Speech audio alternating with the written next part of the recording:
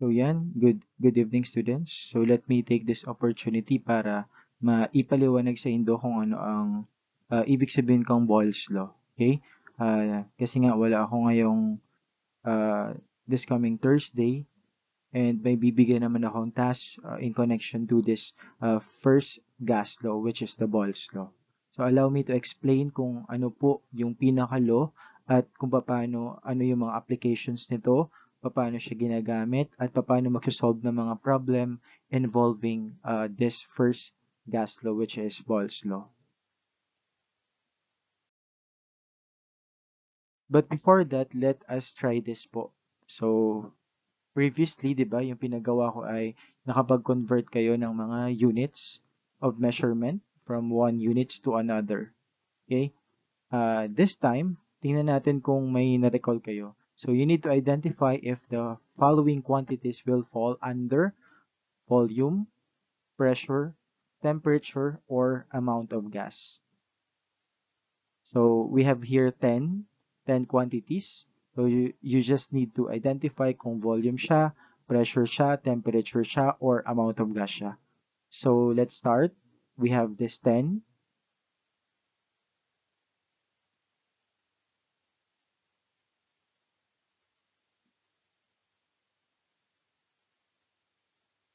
Okay, so let's start with number 1. So 45 degrees Celsius. Saan kaya ito papasok? Yan, that's right. That's T or temperature. What about 1 atm or 1 atmosphere? That is pressure. Third, we have 35 ml. So definitely it is for volume or V. What about 3 moles? That is for letter N or the amount of gas. For number 5, we have 500 Pascal and that is obviously for pressure. What about 65 degrees Fahrenheit? That is also temperature. For number 7, we have 273 Kelvin. That is also temperature. For number 8, we have 400 cubic meter, and that is V. That's correct. That's for volume. For number 9, we have 760 torr or torricelli. That is also for pressure or P. And finally, we have 25 psi or 25 pound per square inch. That is also for P or pressure. So, bakit po kinakailangan niyo ma-master ito? Kasi nga may mga solve kayong problem na makakakita kayo ng mga quantities, okay, sa problem, may mga number, okay, and followed by units. So, kapag alam mo yung numero at yung katabi niyang units, familiar ka dito at alam mo kung ano yung pinaka-quantity, hindi ka mahihirapan. Ayan po. But for instance, like let's say nakita mo yung 45 degrees Celsius at nilagay mo siya as pressure, your solution will be incorrect po. So, importanteng ma-master mo ito, yung mga quantities na to, dahil makatulong to sa pag-solve ng mga problems ng mas mabilis at mas tama.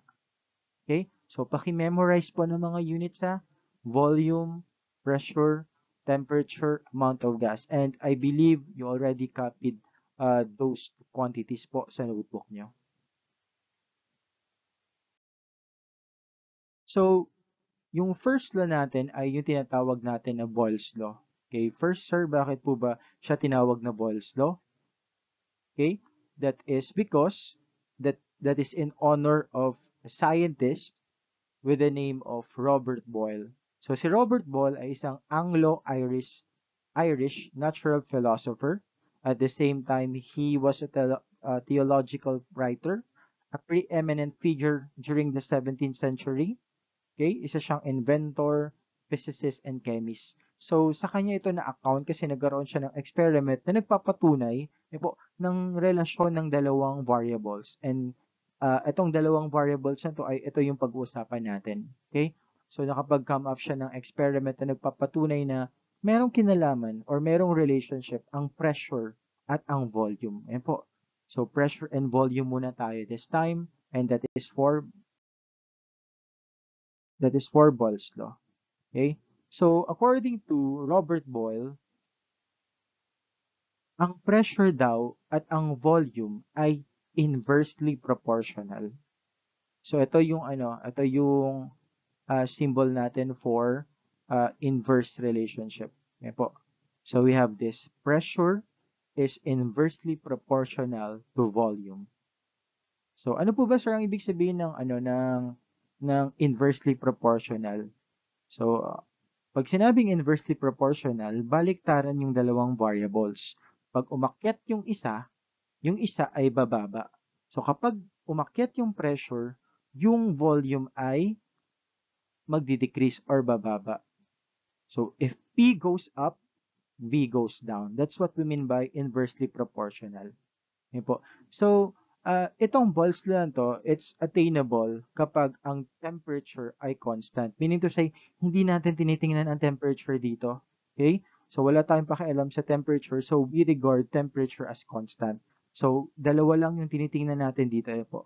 Yung pressure at yung volume. Wala tayong pakialam dun sa temperature and amount of gas. We kept them constant. So, pressure and volume lang ang pag-uusapan natin dito. So, Boyle's law, the pressure of a gas increases as its volume decreases. Okay? So, assuming na constant yung mass ng gas or yung mga particles and yung temperature. So, again, ulitin ko ha, kapag ang pressure nag-increase, ang volume ay magdi-decrease. So, we have inversely proportional. So, tingnan nyo itong diagram na to. Ay po. So, itong diagram na to, dito sa part na to, sa left side, okay? So, pag tinaas natin, pinul natin yung pinaka-takip nito, ang mangyayari ay mag-i-increase ang volume. Sir, bakit ba mag-i-increase? Kasi we're talking about gas, di ba? So, pag in-increase mo yung takip na to, meron ng maluwang na area yung mga molecules na gumalaw. So, therefore, yung volume ay may increase. Yan po. So, dito naman, sa right side na to, ang nangyari ay pinupush natin pababa yung pinaka-container. So, kapag pinush natin ito, ang nangyayari ay yung, yung volume, okay? Yung volume na ino-occupy or yung space na ino-occupy ng mga particles ay kokonti or magiging limitado. So, therefore, yung volume ay di-decrease. So, sir, ano mangyayari kapag nag-increase yung volume? So, tingnan natin, di ba? Kapag na-increase yung volume, ang pressure ay bababa. So, bakit ba ganun sir ang mangyayari? Kasi nga, di ba, pag uh, pinaakyat natin or hinila natin pa itaas yung pinaka takip ng container dito sa part na to, okay? So, magiging medyo maluwang yung paggalaw ng mga particles. So, pag maluwang yun, ibig sabihin po, hindi sila masyadong tatama or hindi mag-exert ng pressure masyado yung mga molecules dito sa wall ng container. Kasi nga, maluwang. Ayan po. Maluwang. So, therefore, magdi-decrease yung pressure. So, yun yung ibig sabihin na kapag umakyat yung volume, bababa yung pressure. Okay?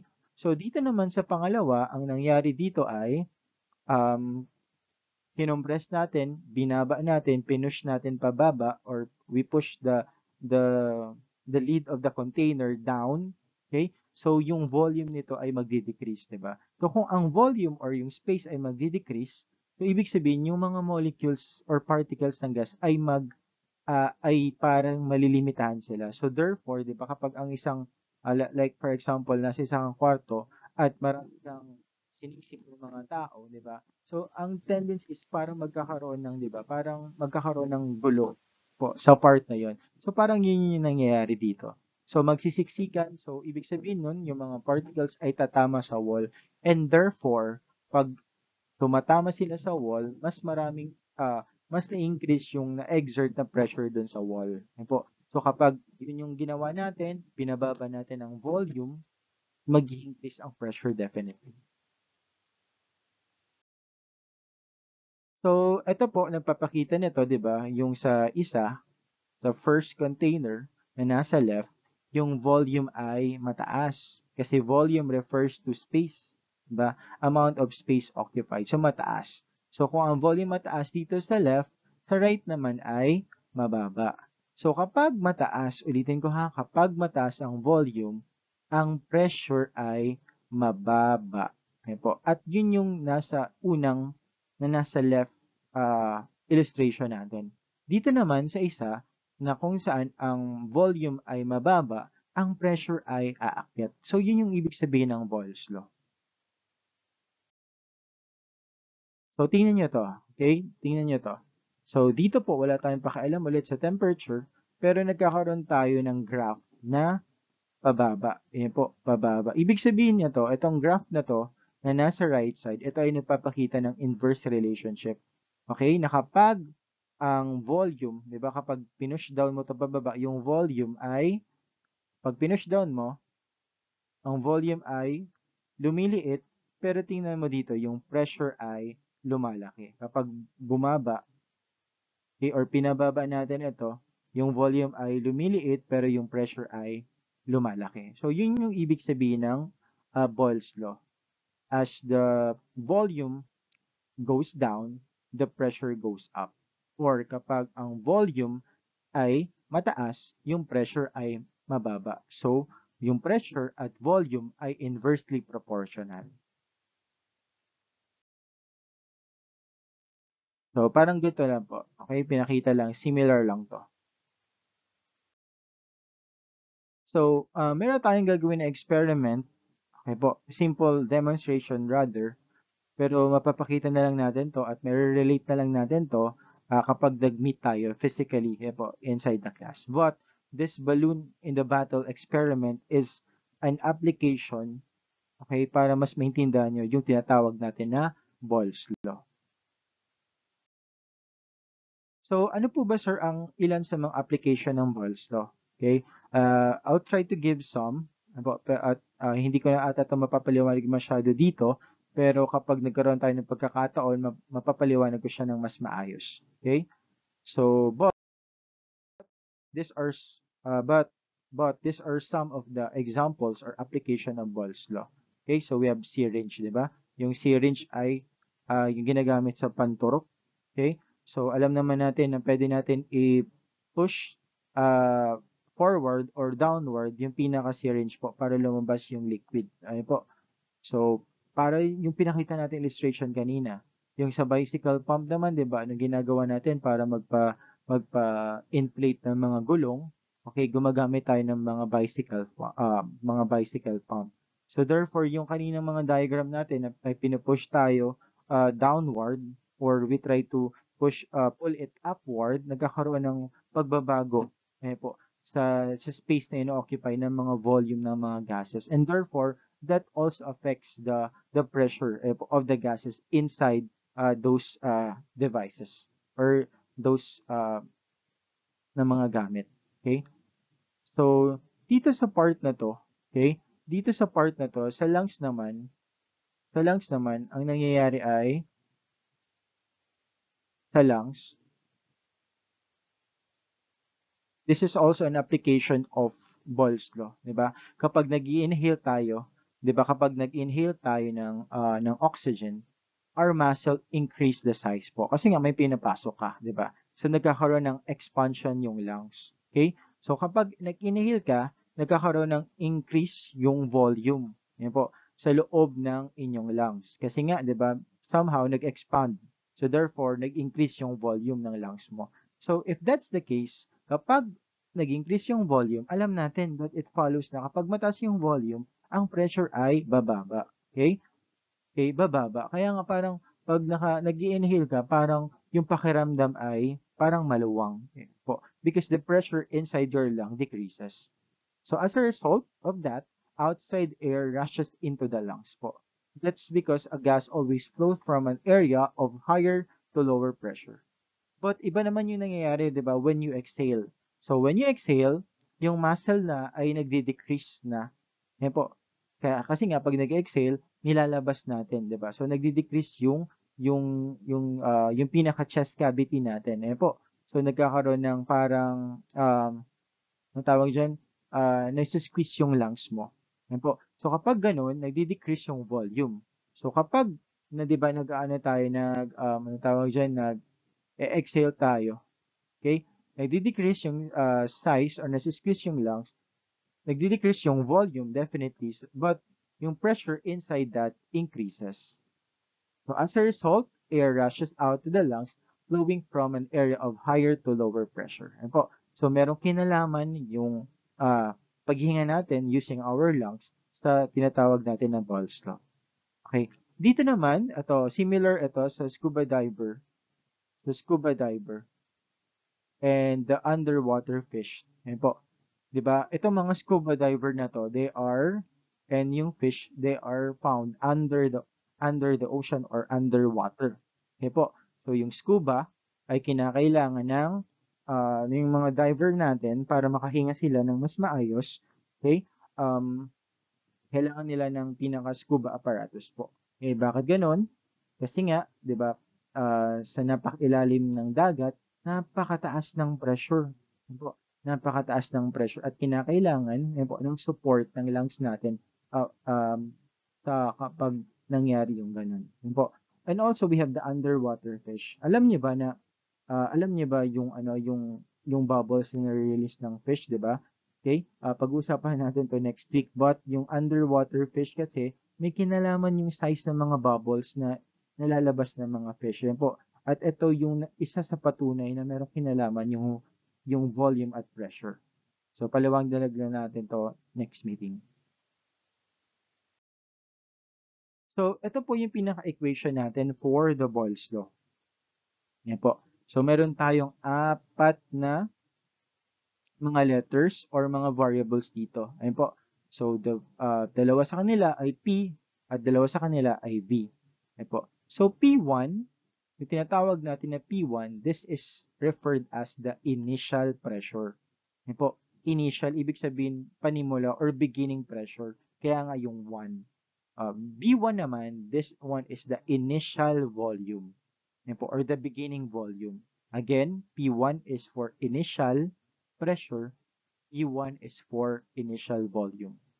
So dito naman sa kabila, we have P2, okay? Or it is by the way pronounced as P sub 2. Yan po. Pero alam ko medyo malalawi kayo. So allow us to pronounce this as P2. Yan po. But again, this one is P sub 1, B sub 1, this one is P sub 2, and this one is V sub 2. So kung ang P sub 1 ay initial pressure, ang B sub 1 ay initial volume, ang P sub 2 naman ay tinatawag natin na final pressure. Yan po. Final, ibig sabihin, that's the opposite of the initial. Yan po. So, yun yung pangalawa. P sub 2 is the final pressure. And lastly, we have V sub 2, that is the final volume. So, itong dalawa ay initial, itong dalawa ay final. Ayun po. So, apat lang yan ha. Okay? So now, from that equation, po, ito na yung pinaka-equation ng Boyle's law. Po, P sub 1 times V sub 1 equals P sub 2 times V sub 2. So the product of the initial pressure and the initial volume is equal to the product of the final pressure and the final volume. So from that, alam niyo ba makakapag-derive tayo ng apat na formulas? Okay? So tingnan natin to. So kung ito yung pinaka-starting equation ng Boyle's law, okay? Kapag nag-divide tayo, nag-divide tayo ng P sub 1 in both sides of the equation, po. So, pwede natin matanggal, di ba? Sabi natin na kapag yung isa ay nasa taas, okay, at yung isa ay nasa baba, and we have common, po, they are similar, yung taas at baba, pwede natin siya makancel. Okay? So, yung matitira dito sa left side ay V sub 1, pero dito naman sa right side ay wala tayong makakancel kasi magkakaiba yan. Okay? So, therefore, ang una natin na pinaka-equation na gagamitin ay ito po. V sub 1 equals the product of P sub 2 times V sub 2 divided by V sub 1. So, ito na yung pinaka-unang equation ng Boyle's law. So kapag hinahanap natin ang V sub 1, ito yung gagamitin natin na formula. Okay? So however, kung ito naman ulit yung starting equation natin, which is na nasa taas, kapag nag-divide tayo naman, po, instead ng P1, P sub 1 kanina, magdi-divide na tayo ng V sub 1. Po, kung ganun, matatanggal ang V sub 1 dito sa dalawang part na to, yung isa sa taas, yung isa sa baba, ang matitira sa left ay yung P sub 1. Po. So again, dito wala tayong matatanggal kasi nga iba-iba yung mga units. Yan po. So therefore, P sub 1 is equal to the product of P sub 2 and V sub 2 divided by V sub 1. Ito na po yung formula natin na pangalawa or yung equation natin. And this one is kapag gagamitin naman to kapag yung nawawala ay ang initial pressure or the P sub 1. So we have equation 1 and then we have equation 2. So, meron pa, di ba, another 2 pa. Kasi apat ito. Yan po, apat ito. So, nakuha lang na natin ay kapag nawawala itong P sub 1 and B sub 1, sila ang gagamitin mo. Pero paano naman, sir, kapag nawawala ang P sub 2 and B sub 2? Ito yung gagawin natin. So, again, this one is the starting equation. So, this time, hanapin natin yung formula for P sub 2 and V sub 2. So, ganun pa din, you start with this starting equation. So, this time, magdi-divide na tayo sa dalawang sides ng equation ng parehas pa din na this time P sub 2. Okay? So, however, dito po, matatanggal na ang P sub 2 and P sub 2. So, ang matitira ay sa left side, yung P sub 1 times B sub 1 divided by P sub 2 at equal siya doon sa natira sa right side, which is B sub 2. Di ba sa math, kapag itong equation na may equal sign dito, dahil equal lang naman sila, pwede natin siyang pagpalitin. Po. So, interchange na lang natin yung nandito, ibabalik natin or ilalagay natin sa kabila, yung nandito, yung B sub 2, ilalagay natin dun sa left side. So, ito na po yung pangatlong formula, okay, kapag nawawala yung V sub 2 or the final volume.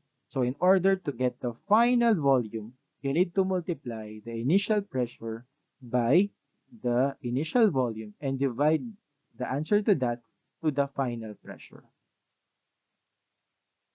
And kapag hinahanap naman natin yung P sub 2, so ito yung gagawin. So kailangan natin tanggalin this time yung B sub 2 sa right side. Yan po. Bakit tinanggal natin? Kasi nga hahanapin natin yung P sub 2. Yan po. Ititira natin siya. At kapag naging ganun, parang ganito siya. Yan po. So yung matitira sa left side ay P sub 1 times B sub 1 divided by B sub 2. At sa right side naman yung P sub 2. Kaya kanina, pwede na natin pagpalitin yung dalawang sides ng equation. So, itong P sub 2 nandito na po, at itong equation na to ay part ng equation na to ay nandito na. So, ito na po yung last natin na formula for the Boyle's law kapag nawawala yung P sub 2 or yung final pressure. And in order to get the final pressure, you need to multiply the initial pressure by the initial volume and divide it by the final volume. Okay? So therefore, kung ito yung pinaka-starting equation natin sa Boyle's law, nakapag-derive tayo ng apat. Isa, dalawa, tatlo, at apat. So yung apat na to, na equations na to, ay galing lang po siya dito sa pinaka nasa taas. Yan po. Kaso nga lang, isusulat na natin para hindi na kayo mahirapan. Yan po. So, kapag nawawala ang B sub 1, ito yung gagamitin mo, number 1. B sub 2, ito yung gagamitin mo, equation.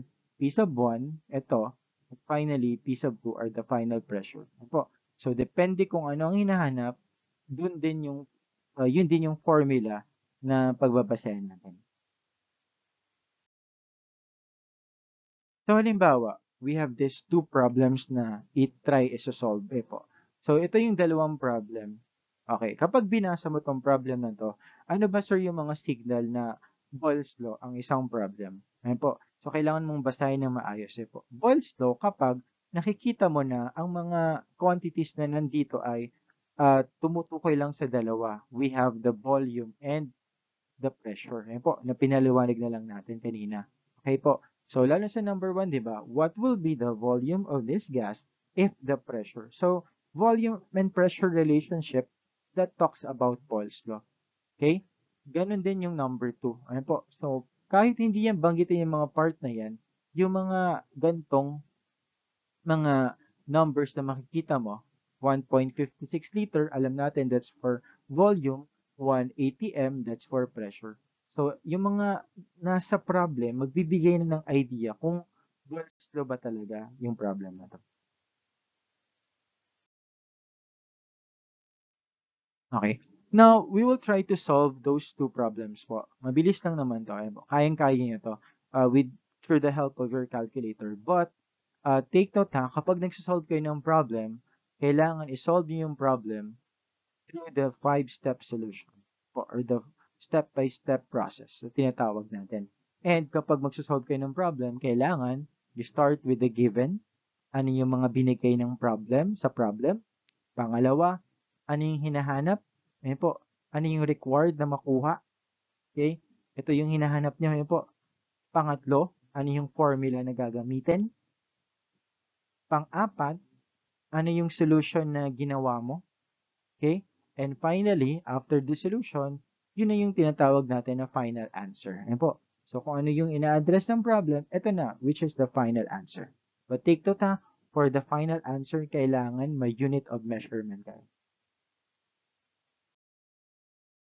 So, for example, the problem kanina, let me read. A gas occupies 1.56 liter at 1.00 atm or atmosphere. What will be the volume of this gas if the pressure becomes 3 atmosphere? Po. So, dyan pa lang, sa problem na yan, maintindihan mo na dapat po na it's a balls to. And take note ha, from 1 atm, ang nangyari ay yung pressure daw ay naging 3 atm. So, anong nangyari sa pressure? From 1 naging 3, bumaba ba o tumaas? Definitely tumaas. Nag-triple, di ba? From 1 naging 3. So, kapag ang pressure mataas, okay po, ang hinahanap natin dito kasi ay yung volume. So, dito pa lang, alam mo na dapat ang sagot mo ay bababa yung volume. Yan po. So, dapat ang sagot mo ay kailangan bumaba sa 1.56. Na kapag ang answer mo dito ay mataas sa 1.56, ibig sabihin nun, mali yung sagot mo. Okay? Bakit po? Kasi nga, alam natin na kapag tumaas ang pressure, ang volume ay bababa. So, paano ba sir pinapakita ang solution, ang step-by-step process? You start with the given. Yan po. So, sa given, nandito sa problem, meron kayo dyan tatlong numero na binigay. Una na dyan, yung 1.56 liter. And that is our initial volume or V sub 1. Followed by the 1.00 atmosphere. 1 lang naman yan ha. 1. Naglagay lang tayo ng 0.00. That's the significant figures lang naman. P sub 1, that's your P sub 1 or the initial pressure. Okay? At pangatlo, yung 3.00 atm, atm siya, so that is another pressure but this time it's the P sub 2 or the final pressure. So ang hinahanap natin dito ay yung ano po, kung may V1 ka na, may P1 ka na, may P2 ka na, ang nawawala ay definitely your V sub 2. Ayun po, V sub 2 or the final volume. So, ang formula nito ay kukunin lang natin doon sa nalista natin na 4. But since nawawala ang V sub 2, alam nyo na yung pangalawa, yung kailangan yung kopyahin sa formula. Okay? So, continue. Alam na natin yung given na tatlo, alam na natin yung hinahanap na isa, which is the V sub 2, alam na natin yung formula, okay, ito, ang gagawin na natin sa solution ay ipa-plug in na lang po natin. Ano po? So, you start ulit with the formula and then papalitan mo na lang yung P sub 1 sa given. That's 1 atm. So, saan po ba ito, sir, galing 1 atm? That's your P sub 1. That is 1 atm. Yan po. At nandito siya sa part na to. Yung V sub 1 naman, that is 1.56 liters. And ito po siya. And yung piece of 2 naman na nasa baba ay ito po, yung 3 atmosphere natin, and ito po siya sa part na to. Ayan po. So, yung sa solution, kailangan mo lang i-substitute yung mga values po. At pag nagawa mo yan, ayan po, pwede na tayong mag-proceed sa solution. Po. Dito sa part na to, ang nangyari ay natanggal na natin yung ATM at ATM. Kasi nga, taas-baba, di ba? So, common, pares yung nasa taas at nasa baba, i-cancel na natin siya. So, ang matitira pong unit dito ay liters. Ayan po. At ito na siya, yung liters. That is for volume. Itong nasa taas po na nasa numerator, ito times mo lang. That is 1 times 1.56. At yung 3 dito na nasa denominator, lalagay mo lang din sa denominator. So, to continue the solution, that is 1 times 1.56. That's also equal to 1.56. And divided by 3, at ang final answer natin ay final volume is 0.52 liters. I hope you get that one. So, bumaba ba, sir? Yes. Kasi 1.56 naging na lang 0.52. So, kapag tumaas yung pressure, ang volume ay bababa. That's one way of checking. So, this will be our final answer, the V sub 2, or the final volume, which is equal to 0.52 liters. Dito naman sa final na problem natin, a gas occupies 11.2 liters at 0.860 atm. What is the pressure if the volume becomes 15.0 liters? So from 11.2, ang volume daw ay magiging 15. So 11.2 naging 15.0, so umakyat, 'di ba? So kapag tumaas yung volume, what do we expect sa pressure?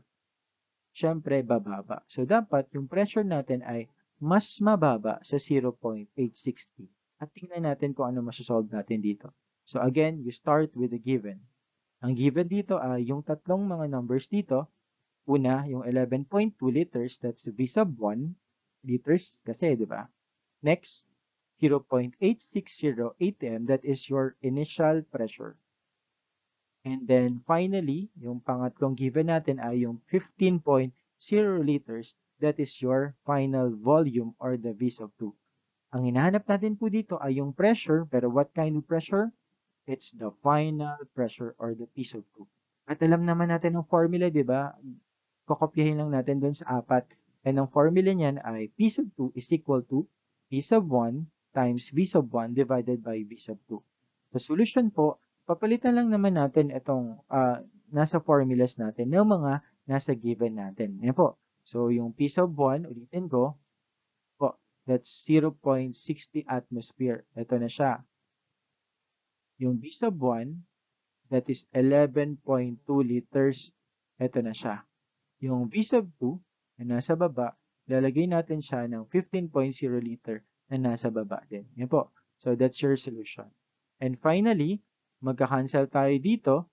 Liter, common. Ang matitirang unit natin ay ATM. Yan po, ATM. Kasi na-cancel natin yung liter. So, ito na lang matitira. But, syempre, i-multiply mo yung 0.860 ng 11.2 at nandito na po siya. At yung nasa baba po ay yung 15.0 na nasa denominator. Pag na-multiply mo na yung nasa numerator, that will result to 9.632. Ayan po. At nasa baba yung 15.0. At kapag dinivide naman natin ito, makakuha na natin yung final answer na equal to 0.64213 atm. Or kapag ni-round off mo siya sa nearest hundreds, ang final answer natin ay 0.64 atmosphere. And that is your final pressure. Ayan po. So, ang nangyari sa volume ay umakyat, pero ang pressure natin from 0.860 naging na lang po na 0.64 atm. So, bumaba. So, that's about Boyle's law.